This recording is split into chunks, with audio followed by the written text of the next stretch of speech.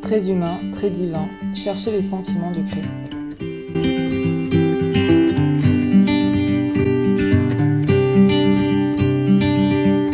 Dans ce troisième article, nous pénétrons jusqu'au cœur des vertus, leur nature, comment elles orientent notre affectivité et pour quelles raisons elles nous rendent plus libres.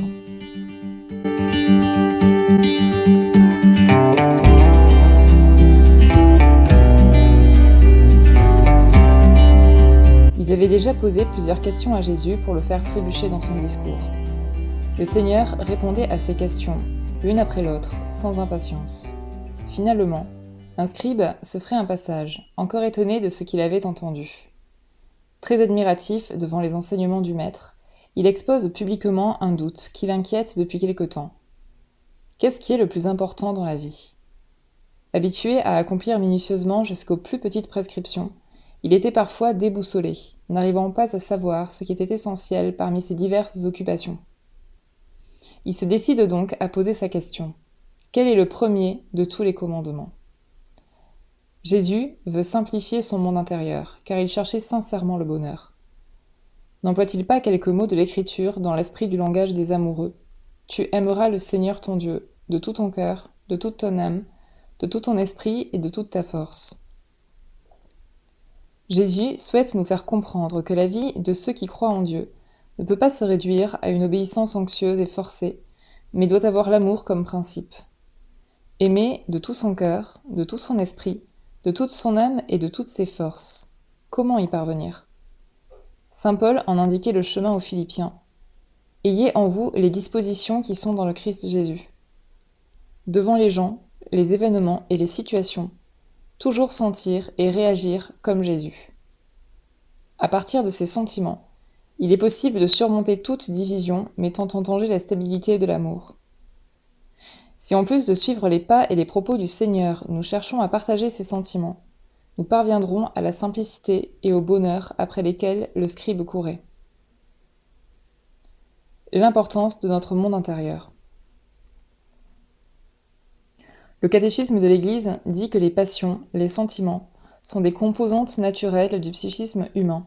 Elles forment le lieu de passage et assurent le lien entre la vie sensible et la vie de l'esprit. Elles sont présentes dans la vie de tous les hommes, et par conséquent, elles l'ont aussi été dans la vie du Christ. Nous savons, en effet, que Jésus a pleuré sur le tombeau de son ami Lazare, qu'il a énergiquement réagi face aux marchands qui avaient fait du temple de Jérusalem une maison de commerce. Nous constatons aussi sa joie en voyant comment les tout-petits accueillent l'Évangile. Pour bien comprendre cet aspect de notre affectivité, nous devons d'abord distinguer entre nos actions, d'une part, et nos sentiments ou passions, de l'autre. Autrement dit, entre ce que nous faisons et ce que nous ressentons. Si nous concevons un projet et nous réalisons quelque chose de notre propre initiative, nous parlons d'action.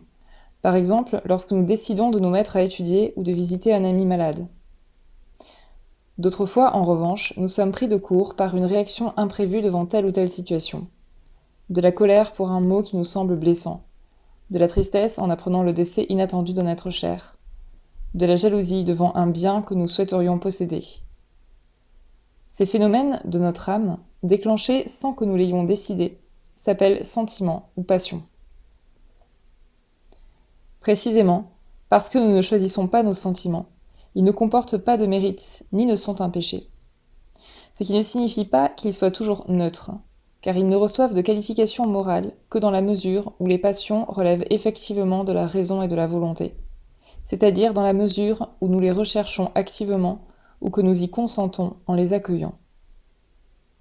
La spontanéité avec laquelle nos sentiments voient le jour, en nous, n'implique pas non plus qu'il n'ait pas d'importance pour la vie chrétienne. De facto, c'est le contraire qui arrive. Les sentiments supposent un jugement préalable de l'événement qui est fait naître et suggèrent une ligne de conduite à suivre. C'est pourquoi nous pouvons les modeler petit à petit pour qu'ils correspondent toujours mieux à ce que nous voulons vraiment. Par exemple, devant un événement jugé bon, une passion se déclenche telle que la joie ou l'enthousiasme qui, à son tour, suggère des actions comme applaudir ou s'approcher de quelqu'un. Pareillement, devant un événement jugé mauvais, la colère ou la tristesse voit le jour et nous suggère le reproche ou l'éloignement. Logiquement, dans certains cas, il ne faudra pas applaudir malgré le jugement positif préalable de nos sentiments. Dans d'autres, nous verrons peut-être une offense là où elle n'existe pas, et ce serait une erreur que de réagir par une attitude de censure. C'est pourquoi nous pouvons dire que lorsque les passions entraînent un jugement vrai, elles constituent une aide pour la vie chrétienne en facilitant l'exercice du bien assez spontanément. En revanche, si le jugement initial est faux, elles constituent une entrave. Il va sans dire que celui qui éprouve des passions fondées sur une perception erronée de la réalité peut cependant bien agir en s'opposant à ce sentiment. Or, il n'est pas possible d'aller à contre-courant toute la vie durant, en luttant sans cesse contre les poussées des mauvaises passions, en faisant ce dont nous n'avons pas envie, ou en rejetant toujours ce vers quoi notre affectivité nous incline. Une lutte ininterrompue contre ces sentiments peut facilement conduire au découragement ou à l'épuisement. Si nous ne parvenons pas à éduquer notre monde intérieur, nous finirons par avoir du mal à discerner entre le bien et le mal, car notre esprit se serait obscurci, et nous céderons souvent à nos sentiments tels qu'ils se présentent sans les évaluer. L'éducation de l'affectivité. Éduquer, c'est introduire dans la vie et la grandeur de la vie et d'initier des processus. Apprendre aux jeunes à initier des processus et non pas à occuper des espaces. C'est la réponse du pape à une enseignante lors d'une rencontre avec la communauté éducative d'une école. Ce conseil s'applique aussi à la formation de l'affectivité, dont la finalité n'est pas uniquement de contrôler les mauvaises passions ou d'empêcher certains comportements, mais de donner une forme, petit à petit, au monde des sentiments, pour que nos mouvements spontanés nous aident à faire le bien avec célérité et naturel.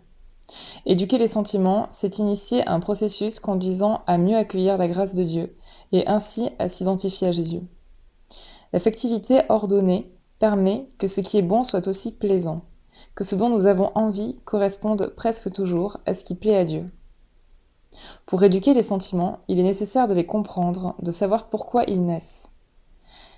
Nous avons été créés possédant un penchant naturel vers ce qui nous convient, l'instinct de survie, la tendance sexuelle, le désir de connaître, le besoin de travailler et d'avoir des amis, l'exigence raisonnable de reconnaissance et de respect de la part de notre entourage, la recherche de sens et de la transcendance, etc.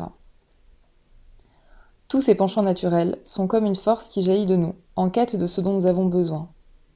La satisfaction de la tendance s'accompagne d'une résonance intérieure positive, qui est un sentiment, joie, gratitude, sérénité. Or, si elle est frustrée, le sentiment est négatif, colère, confusion, pessimisme. Cependant, deux facteurs déforment le monde des sentiments et perturbent l'harmonie de notre âme. D'abord, le désordre introduit par le péché. La grâce de la justification dans le Christ élimine la faute, mais ne rend pas intègre immédiatement nos désirs. C'est un chemin à parcourir progressivement.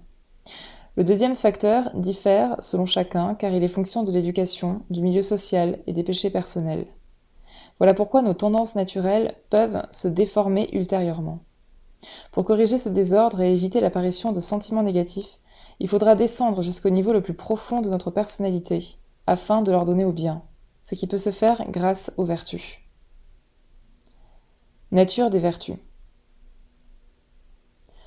Au début du XIVe siècle, Giotto a couvert des fresques l'intérieur d'une chapelle de Padoue, considérée comme un des chefs-d'œuvre mondiaux. Sur les côtés, chaque peinture représente une scène de la vie de Jésus et de Marie, depuis l'Annonciation jusqu'à l'Ascension. Toutes les fresques convergent vers le mur du fond, qui représente la fin des temps, le jugement final, les bienheureux à la droite du Christ et les damnés à sa gauche. Ce n'est pas tout, car sur les murs latéraux, dans la partie inférieure, la plus proche du spectateur, se voient deux séries de 7 images étrangères à l'histoire du salut. C'est la personnification de 7 vertus et de 7 vices. Dans cette suite d'images, qui convergent elles aussi vers la droite et la gauche du Seigneur en majesté, l'artiste semble avoir voulu représenter la collaboration humaine dans cette histoire divine, notre possibilité de faciliter ou d'entraver l'œuvre de la grâce. En ce sens, saint José Maria faisait remarquer que beaucoup n'ont peut-être pas eu l'occasion d'entendre la parole divine ou qui l'ont oubliée, mais leurs dispositions sont humainement sincères, loyales, compatissantes, honnêtes. Et j'ose affirmer, quant à moi, que celui qui réunit ces conditions est bien proche d'être généreux avec Dieu, parce que les vertus humaines sont le fondement des vertus surnaturelles. Que sont les vertus ?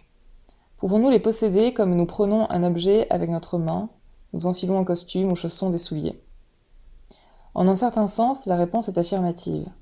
L'intelligence et la volonté, nos facultés spirituelles ainsi que les appétits sensibles ont la capacité de posséder. Bien qu'il ne s'agisse pas d'objets matériels, ce sont des qualités qui, une fois stabilisées, sont connues comme des habitus bons ou vertus. Ces qualités ne sont pas visibles comme le sont des formes et les couleurs, mais elles se remarquent facilement chez quelqu'un. Par exemple, un mathématicien réalise avec aisance des opérations et des calculs dont la compréhension échappe à ceux qui n'ont pas étudié les mathématiques. Le mathématicien possède une science, c'est-à-dire une vertu intellectuelle. Un autre exemple, la personne tempérée mange et boit ce qui est raisonnable, sans fournir un grand effort, possédant la vertu morale de tempérance.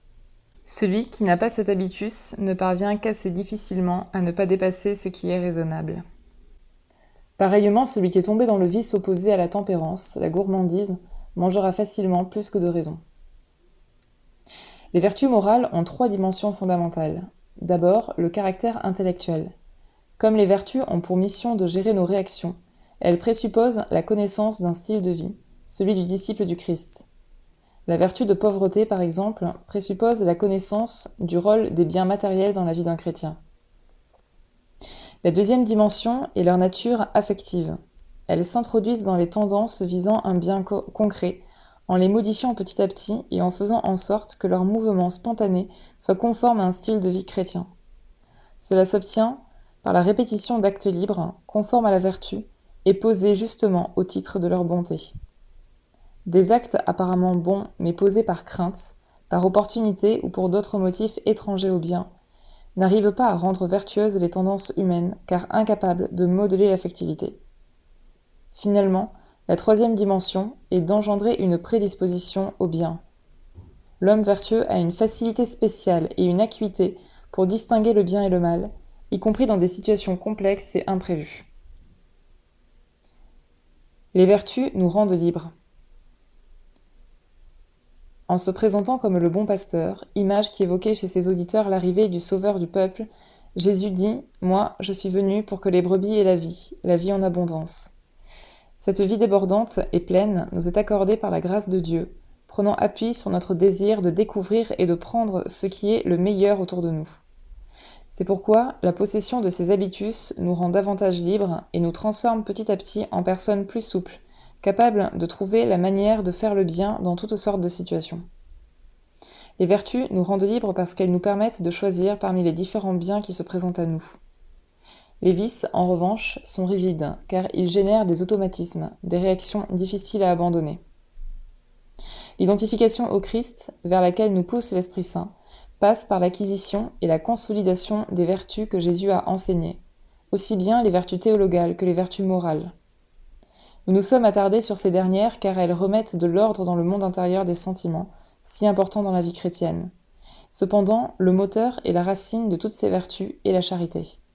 Sans elle, le reste n'apparaîtrait que comme un fardeau opprimant la liberté. Si quelqu'un souhaite sincèrement vivre pour la gloire du Père, comme le Christ, cet amour guidera doucement ses choix, de sorte qu'il ressemble de plus en plus à ceux de Jésus. Le commandement que Jésus a cité en réponse à la question du scribe, « Aimer Dieu de tout son cœur et de toutes ses forces », est incompatible avec une obéissance forcée. Dieu a besoin d'enfants qui abordent joyeusement leurs tâches, ayant les mêmes sentiments qui étaient dans le Christ Jésus.